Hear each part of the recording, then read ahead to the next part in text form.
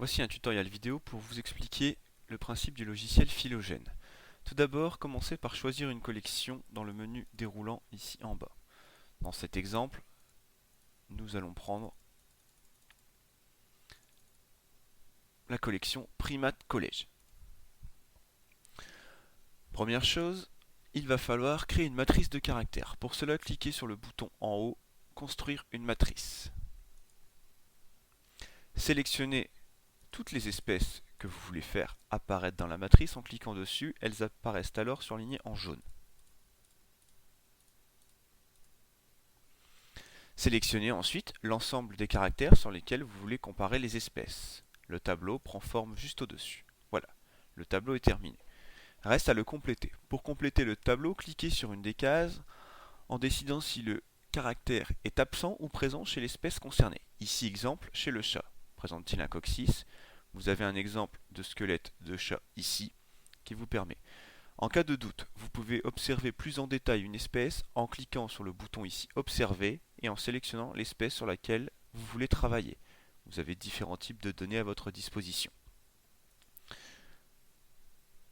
Vous pouvez revenir à tout moment sur la matrice pour sélectionner votre réponse. Exemple ici chez le chat, aucun coccyx n'est visible. Je mets donc absent. Dans la suite du tuto, j'ai chargé une correction d'une autre collection, ici la collection Vertébrés Collège, afin de ne pas vous présenter les différentes réponses du tableau sur les primates. Le tableau est complété, cliquez sur Vérifier.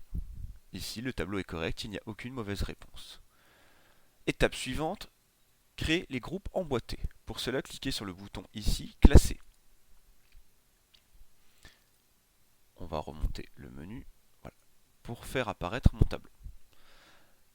Et cliquez sur le bouton Afficher les boîtes. Ou Afficher toutes si vous souhaitez toutes les afficher d'un coup.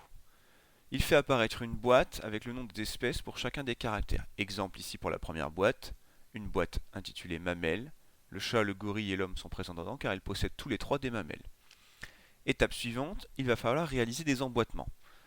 C'est-à-dire qu'il faut mettre dans les mêmes boîtes les espèces qui possèdent les mêmes caractères. Exemple, le chat, le gorille et l'homme possèdent des mamelles, mais aussi une mâchoire avec un seul os. Je peux donc fusionner ces deux boîtes. J'ai fusionné les deux boîtes ici. Le chat, le gorille et l'homme possèdent également un squelette osseux. Je peux donc les inclure dans la boîte squelette osseux. Attention, certaines boîtes ne peuvent pas fusionner. Exemple ici, si je veux mettre la mésange et le pigeon qui possèdent un bréchet dans la boîte mâchoire avec un seul os, alors qu'ils n'y sont pas, la fusion est impossible. Voici maintenant le résultat une fois l'ensemble des fusions réalisées. Je sais que mon emboîtement est terminé quand on n'aperçoit plus qu'une seule fois le nom de chacune des espèces. Ici, chaque espèce est bien présente en un seul exemplaire.